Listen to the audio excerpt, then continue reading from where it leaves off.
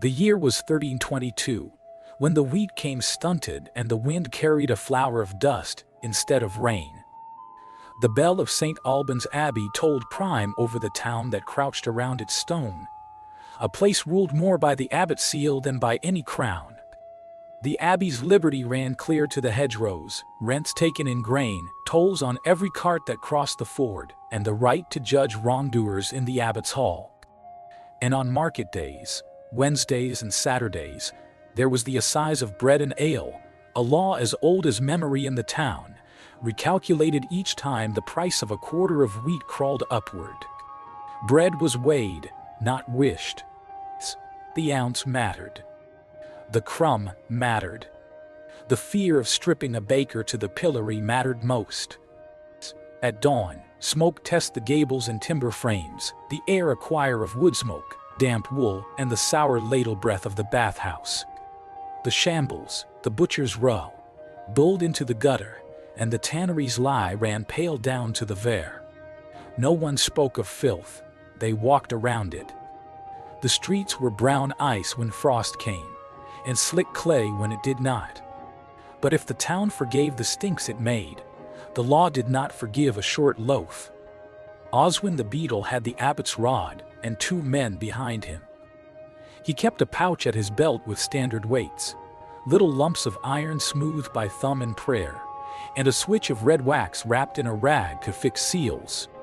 Hanging from his shoulder, swinging like a pendulum, was the town's yard of string marked in knots. He had a whistle of bone, not for music, but for attention. At his back trailed a clerk from the abbey, ink-stained fingers, who knew the tables of the assize and the reckoning of a farthing loaf against a dear harvest. The abbot had spoken the day before. The quarter of wheat, 8 bushels, had climbed again. A horned price means a heavier loaf, the clerk said, his Latin falling like ash. You will test the loaves against the table, and if they be too light, you will seize them for the poor or fine the baker, or both, as the law allows. If there be deceit, the pillory is mercy. It was said without heat. The poor would eat the seized loaves, the Lord would take the fine, and the baker would stand in the square to swallow flies and shame. Justice, like bread, had a weight. They began at Cook's Row. Fires purred in ovens and tongues of orange licked out like cats. Flour dust made hollows in the doorways. Men with peel staves slid rounds and oblongs in and out, tapping crusts with the same gesture they used to test melons in summer. A woman with arms like rope slung a tray onto her head and went toward the market cross, her shoulders hissing with sweat already, though the morning was cool. By the abbot's liberty, Oswin said at the first stall, lifting his rod, and the first baker's apprentice blanched. Bring your farthing loaves. The boy fetched a wicker piled with rounds marked with a thumbprint, the sign of the house. Every baker had his mark. It saved time in confession and collection. At the scale, a beam of ash and a brass plate hung from cords and creaked like a mast. Oswin's man set a standard weight and placed a loaf on the other side. The beam sagged. Not enough. He added another loaf. Too much. He took half a loaf. The beam still hung stubbornly to the iron side, lower than the law. Again, said Oswin, and they tested 3 more. The clerk licked his thumb and turned a page, brow tugged low. Wheat dear, loaves dear. Weight at such and such, he showed the line with his nail. Oswin nodded without looking. He knew the feel of a proper beam. He had watched that beam in feast years and leaned. The baker came himself now, flour ghosting his beard, striped by oven heat. Sir Beadle, he said, weariness in the bow. The miller has taken more this week. I swear by the relic of St. Amphibalas, his boy is running the hopper, and the measure is fuller. My flour is less than my rent. The miller answers to the hall, said Oswin. His voice was not unkind, it was tired. You answer to the table. These 4 are light. Have you a clerical mistake in you? or shall we count this deceit?" The baker's eyes flicked to the square where the pillory stood, a wooden frame with holes for wrists and neck, iron staples black with rust and spit. A set of stocks sat beside it, and a cudgel rested there like a dog waiting to be whistled. Children threw last year's chestnuts there when nothing better offered. The baker swallowed. "No deceit, Sir Beadle." "Mercy-eyed, sword-giat." The lad guessed the dough. "I will pay the fine." "Your name," said the clerk without looking up. The quill hovered. Anger somewhere else had driven the cost of wheat up, and the ink cost the same in feast and famine. "Leofwin ate oven," he said. "By the fish pond." "The law remembers you in its book," said the clerk. "Too short last market." "And two before," said Oswin. He took 4 loaves and set them aside for charity, a basket for the infirm prioress's kitchen, for the lepers beyond Sopwell, and for the poor who lined the abbey gate on Saturdays with bowls. Mercy was a ledger with its own arithmetic in this town. "Fine at 6 for 4 short," he said. "Paid now, or set on the stone." Leofwin brought out coins and laid them on the measuring stone in the street. Copper and 1 clipped silver. Oswin's man checked the coin by weight against a small stone that knew truth. The clipped silver did not sing properly when struck. The man took a knife and nicked it, sniffed it. "Passable," he said. The coin went into the pouch with the others. "Lower your thumb in the dough next time." It was a jest, and it fell like a pebble into a well. They moved on. Bread was the Lord's piece and crust, and the assize was the law's thumb pressing into every oven. The abbey leased stallage, rights to lay a trestle here or there, and took chiminage for goods brought through the wood. In return, they kept order with a rod and table. The people did not love the rod or the table. They loved bread. At the second stall they found not lightness but a trick, hollowed loaves. Oswin's man cut one with a knife and found a cavity in the belly of the round where the dough had been pinched and stretched, a bubble encouraged to bloom. The crust looked wide and fair. The crumb inside was a moon with a bite out of it. "Who taught you this?" Oswin asked, holding the pale loaf up. Steam lingered like a prayer. The baker's wife met his eyes. She was not afraid. Weariness had burned her fear to ash long ago. "The hunger taught me," she said. "My children have hollow bellies. Why should the bread be more honest?" "Because a loaf must not lie," said the clerk sharply. "The law is not a stomach." "No," she said. "The law is a purse." Oswin set the loaf down without a word, and took 6 more from her basket for charity and fine both. He nodded to his man to fetch the cord. The baker's wife did not flinch when they tied a split haft of bread around her neck as sign of her offense. She simply adjusted it so the hot belly would not scald her collarbone. "You will stand," said Oswin, "by the pillory until the bell of terce. Speak aloud who you are and what you did.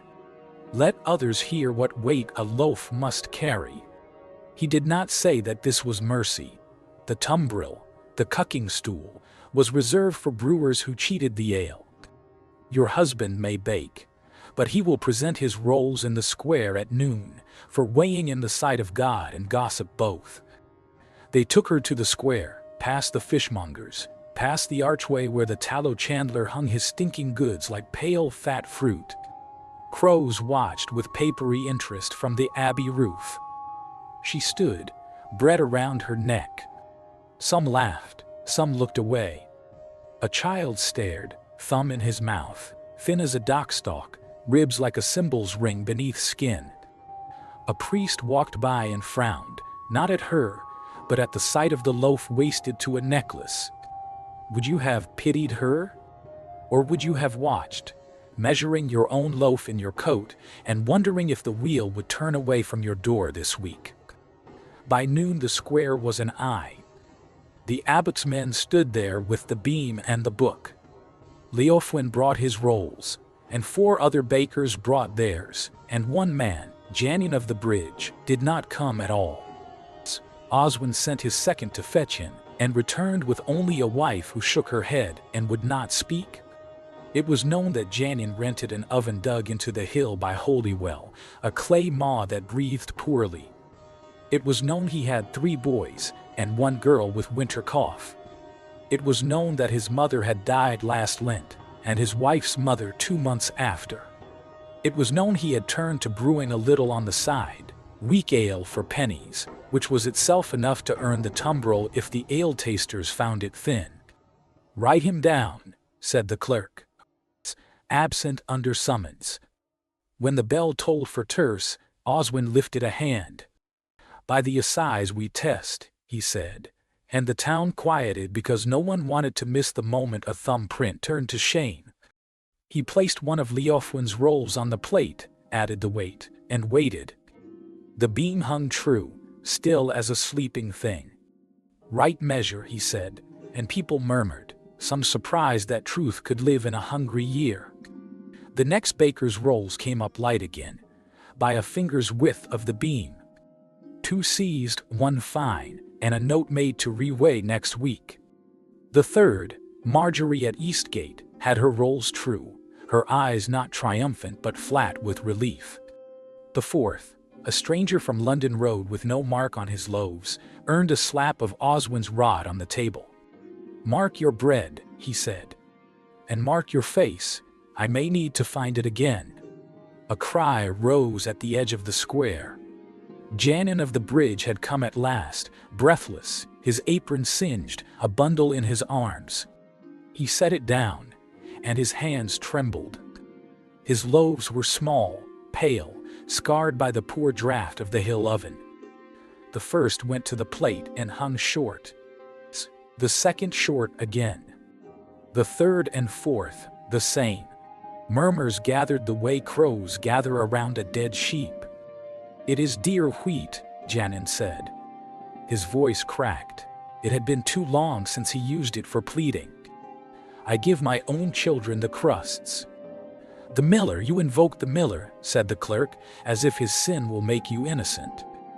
The miller's tally is another rod. We have yours.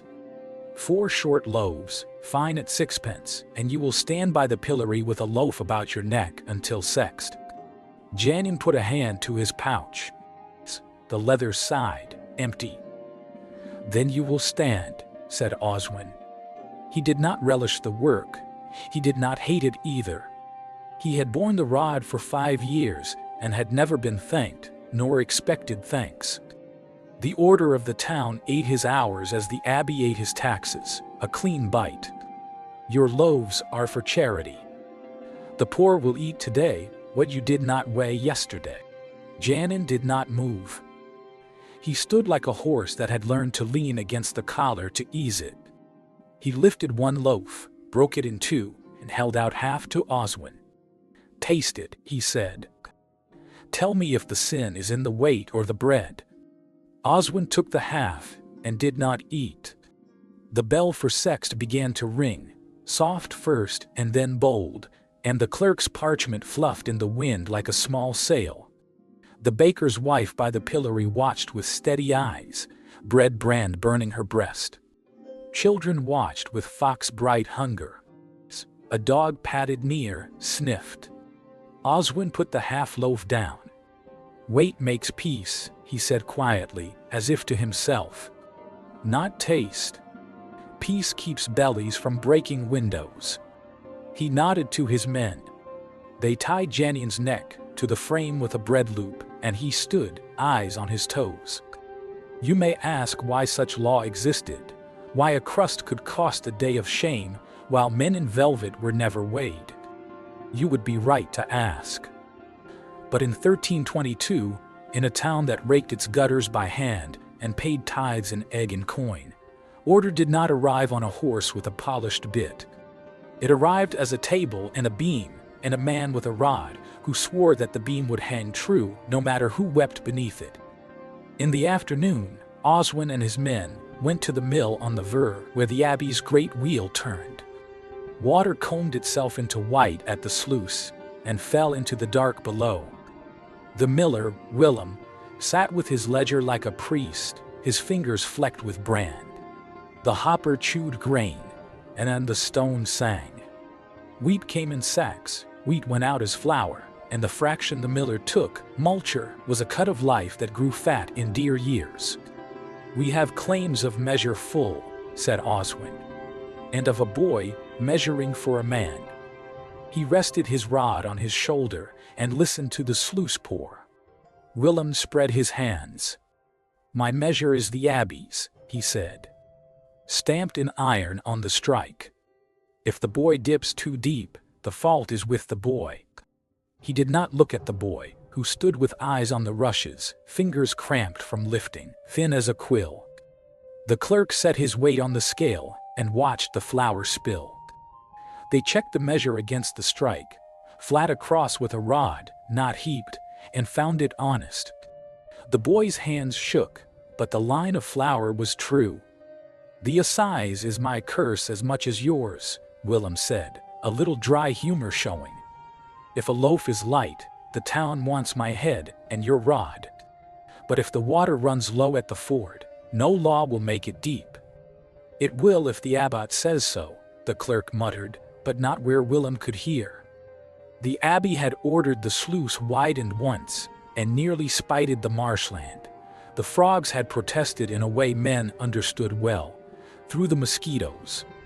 They returned through the market where a friar preached mercy into a cloud of flies, and a tinker blew on his coals until the brazier glowed.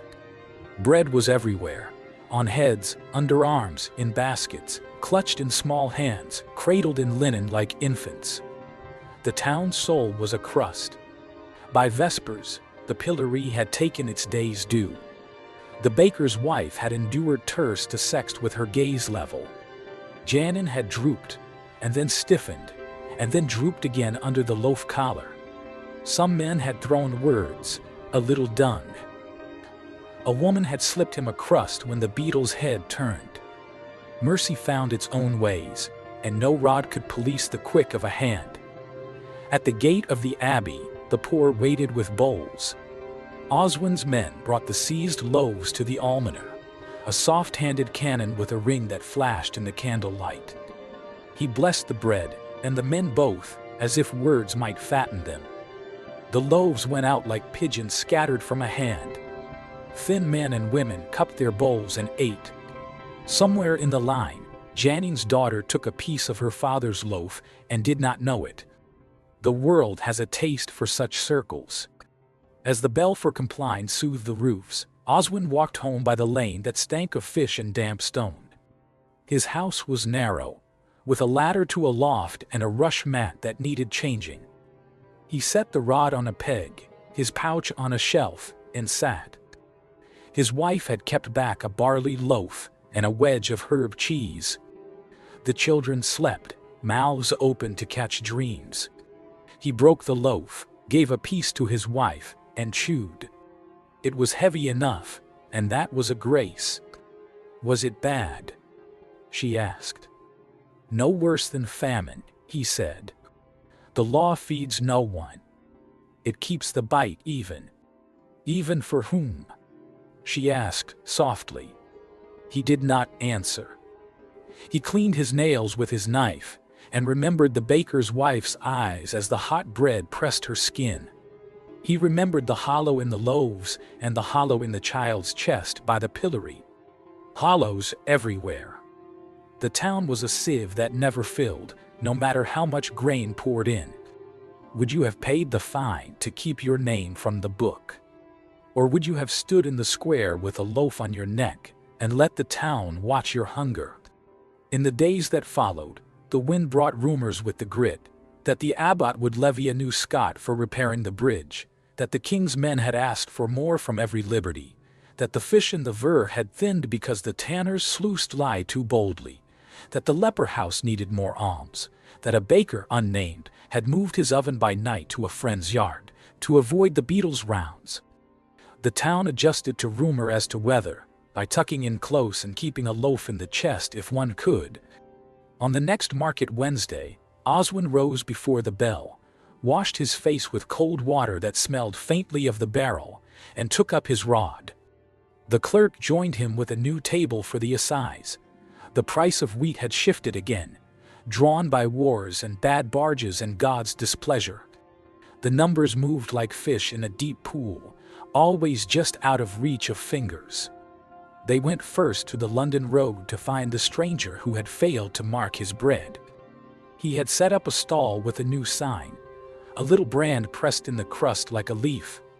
Giles, he said, when asked his name, from Barnet. His loaves were honest, his eyes quick. He had a knife scar on his wrist that looked like a question mark. They weighed his bread. The beam hung true, and he smiled with half his mouth.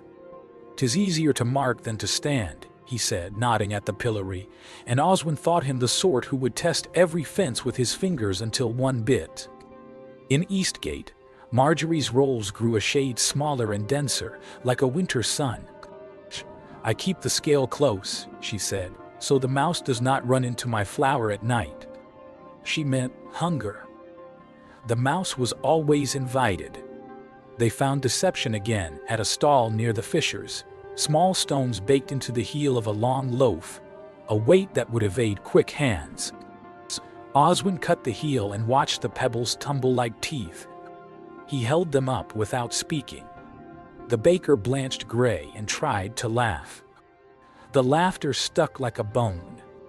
"The pillory in a fine double," said the clerk. "And your oven will be sealed until Saturday."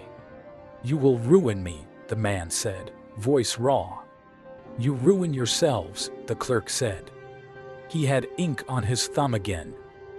He did not look up when the man's wife began to wail in a thin, saw-like way that cut through the market's hum.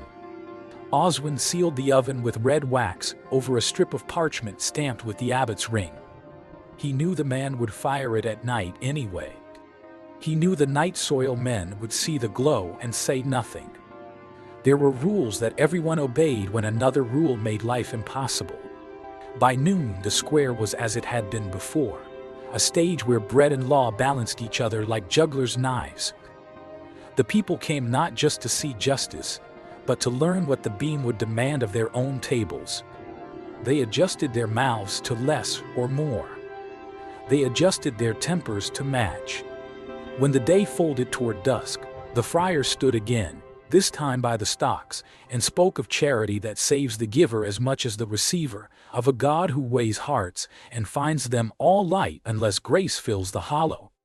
Men listened with half an ear. Women did the arithmetic of what a loaf would be on Friday, if the price of wheat shifted again on Thursday. Children slept on their feet like colts. In a corner of the square, a boy with a scar on his chin, Janion's eldest, practiced balancing a loaf on his palm, feeling where its weight fell, learning with his skin what the table taught with numbers. He did not intend to cheat. He intended to eat. This is how a town keeps its order when hunger is the constable and rumor writes the writ. Not by kindness alone, for kindness is a thin broth when the barrel is low. Not by cruelty alone, for cruelty makes men throw stones at night. It keeps order with a beam and a little book, and men like Oswin who will, on the coldest morning, test a loaf and seize it for a poor man who will eat it under the same bell that shamed the baker. Tell me, would you have shaved the crumb or shaved your pride? Would you have marked your bread with your name, the way a man signs his soul? The bell tolled again, and the town's roofs turned red and then gray. The water in the Vere forgot the day and moved on, indifferent, faithful. In kitchens that stank of smoke and cabbage, women cut loaves and men chewed and boys practiced the pure private prayer of swallowing. The law would come again on Saturday to weigh their hope. Between now and then, the oven would glow in the night, and a beadle would sleep with his rod hooked on a peg, dreaming, perhaps, of a beam that hung true of its own accord, without eyes, without hands, without hunger's breath rising hot against it. The bridge Scot came before Advent, just as the rumor had promised.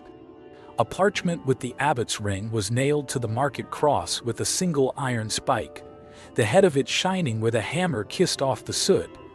For the safety of passage and the king's peace, it read, and the clerk's hand made a ladder of tidy lines beneath, each household a penny, each stall a farthing, each cart of grain a penny at entry and another at exit, until the bridge be made sound. Men read and grunted. Women read and went quiet, which told as much about the cupboards as any speech. Coins for a bridge meant coppers not for salt, not for lamp fat, not for the little sweet a child is promised at Michaelmas, if he learns his creed. By then, Janion of the bridge had returned to his hill oven, and made a private peace with humiliation. He had stood, he had drooped, he had collected the stones in his pockets that boys threw at the frame, and emptied them into the river by night, one by one, so the insult turned to a plink and was gone. His loaves grew denser, smaller, honest by fear if not by choice. When the bridge Scot came, he pawed his pouch and found only the shape of coins, like the ghost of a tooth in an old jaw. He took the penny anyway, and he put it on the measuring stone, and did not meet Oswin's eyes. The baker's wife, she of the hollow loaf, baked a new sign into her rounds, a scar of crust where all could see. She still had no fear left to spend. When she came to the beam, her bread was true enough, and the clerk's quill hesitated the smallest degree before it moved. Her daughter, who had watched her stand with bread searing her collarbone, slipped her mother a scrap of linen when they passed the pillory now, as if to say, "This cloth and I both remember." Memory was a kind of tax, but it warmed the chest where coins could not. Oswin slept poorly in those weeks. The wind pushed soot through the seams of his shutters, and the bell tolled too many times a day. He rose with the gray, and washed his face, and took up the rod, as a man might take up a tool he both loathes and loves. The town had learned the measure of him, steady, unremarkable, incorrupt as an old hinge. To some that was comfort, to others, a stone in the shoe. When the bridge work began, the abbey hired men to haul timber, to tamp stones into lime like teeth set into a jaw. The ver received their boots and their curses. Reeds shook out green laughter and did not care. Each day a man with tally sticks stood by the work to mark labor and payment, not in generosity but in survival's arithmetic. A pittance went to every hand, and the Scot was praised by the very mouths it pinched. For a little while the town believed that a tax could chew and also feed. Then the frost came hard. Cold took hold of the mill wheel, and the ver skinned itself in thin glass that broke with a painful, delicate sound. The hoppers swallowed less. The flour drifted down in small, stingy snow. Wheat came dearer. The assize moved again. Another table, another winter of numbers that looked like teeth closing. The beam that had once hung level with effort now seemed to need prayer. The abbot had his own hunger. Messengers rode in and out with mud-plated cloaks, bearing news from London and from the marches. A levy here, a king's demand there, a neighbor lord's complaint about fish that were his by right, eels by ancient grant. These matters changed the town's bread as surely as the weather did. When power commands, the loaf answers. That was a truth older than the bell. One market day, as the frost smoked underfoot and breath made saints of everyone, a thing happened that was neither riot nor obedience, but a small seam between. A boy came to the beam, Janon's eldest, the scar-mouthed one who had practiced the weight of loaves on his palm, and he brought not bread but a loaf-shaped stone, smoother than any river had a right to make it. He set it on the table, not on the plate, and looked up at Oswin with a face that meant no harm. "What's this?" The clerk snapped, cold making him brittle. "A thing to weigh, sir," the boy said, polite. Oswin lifted the stone. It was heavy in a way that surprised the hand, denser than it looked, like a secret. He placed it on the brass plate and added the standard weight, then a loaf. The beam balanced. "It hangs true," the boy said, a thin smile scratching at his mouth. "A loaf, if bread fails." Someone laughed. Someone hissed. The clerk's quill stopped entirely. Oswin felt a slow warmth start in him. If he smiled now, it would be at the wrong thing. He took the stone off the plate and set it on the table again, where it left a wet ring as frost melted and ran. "Stones do not feed," he said. "No," said the boy. "But they weigh." The square held its breath, a creature deciding whether to bark or slink away. Oswin gave the stone back. "Keep it," he said. "You will need the practice of weight if you mean to stand at an oven and not at a frame." He nodded toward the pillory. The boy's ears flushed. He tucked the stone under his arm like bread and fled toward Holywell, the stone's drip wetting his sleeve. There were lesser scandals. A brewer's ale attested thin. He rode the tumbril and cursed the slush that soaked his hose. A tallow chandler stretched his fat with rancid lard. Rats corrected him in a week. A friar took sick after blessing too many wet heads with the same damp hand. The town whispered plague and then forgot it when he recovered. Sin marched, and punishment kept cadence, and the bell beat time. One night the seal came off an oven, red wax snapped neat, and pale smoke uncurled into the dark like a woman's hair.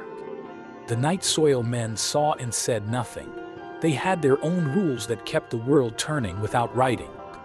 In the morning the clerk found the broken parchment and the black smear where the wax had been, and scowled at the void with the irritation of a man whose ink cannot lock what hunger wants to open.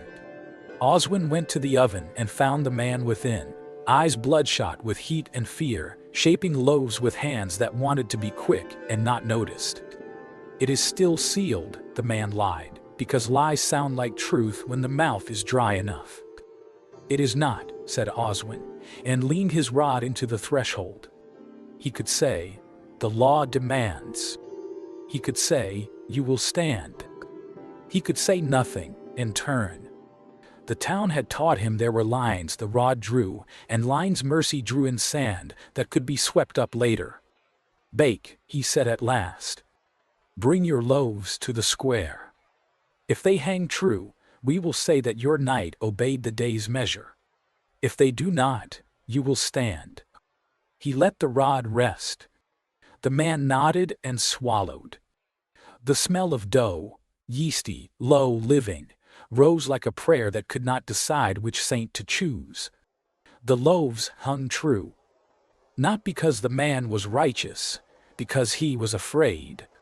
The crowd murmured, a tide, leaving weed on rock. They would have preferred a story where a cheat was caught, and the day's hunger got a morsel of satisfaction. But satisfaction is not what winter gives. It was around then that the bridge opened. The Scot ceased, officially. The parchment's nail rusted and stained the cross where it had stood like a thorn. But a thing begun can grow roots. The tallyman remained by the arch for a week, then for a fortnight, then until Candlemas to ensure the work held. Those who passed paid out of habit in sullen prudence. A coin makes a mutter and is gone. A clash makes a riot, and no one had meat enough for that. Oswin brought the matter to the hall, his hat in his hands, a quiet anger in his ribs. The Scot was promised an end, he said to the abbot's steward, a sleek man whose cheeks shone like well-polished fruit. The bridge was promised safety, said the steward, smiling without teeth. And promises are kept, as far as men's feet feel them kept. There have been falls. A penny prevents a funeral. We are merciful. Mercy as a ledger. The words tasted like ashes.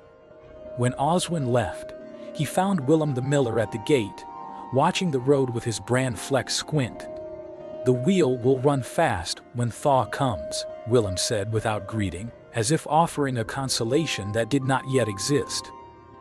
"Men forget hunger when the sound of water is loud." "Do they?" Oswin asked. "For a little," Willem said. "For long enough to make a promise you can't keep." That winter, a small thing like a reed in a wide river bent, but did not break, the town's patience. It bent when the bell tolled to test bread that could not grow larger no matter how much law you hung from it. It bent when a widow's flame drew a fine on a night when frost welded shutters shut. It bent when Scott ceased and did not cease. It bent when a boy offered a stone to the beam, and the beetle did not strike his ears. In spring, the veer loosened its spine. The bridge held. Children threw stones from the arch and counted the seconds between hand and splash. A peddler selling knives cut his thumb and laughed the blood off as if pain were a joke. The abbey's gardeners turned soil that had the cold sweet of earth at last. The assize table moved again, down this time, a rare shy mercy. The beam remembered its perfect level once or twice, and the faces at the square took on the cautious relief of men who know that summer will cheat them later, but will at least flirt first. Janin's eldest stood by an oven in a different yard, a hired hand now, rough with pride. He had put away his stone. He knew by touch what the law demanded. The heat taught him, and so did hunger. His father's cough nagged at the house like a dull neighbor, but the boy's hands grew strong. He had learned the lesson the town intended, and the one it did not, that a beam is a promise and a threat both, and a man survives by learning the weight of things long before they are set upon the scale. Oswin walked under eaves that wept the last of winter's tears and thought of laying down the rod. He thought of chairs and loaves eaten warm in his own room, and of sleep that did not begin with the bell and end with ink. He did not lay it down yet. Someone had to stand under the tower and say, "Today the law weighs this much." Someone had to count the poor in loaves and in names. He did it without blessing and without curse.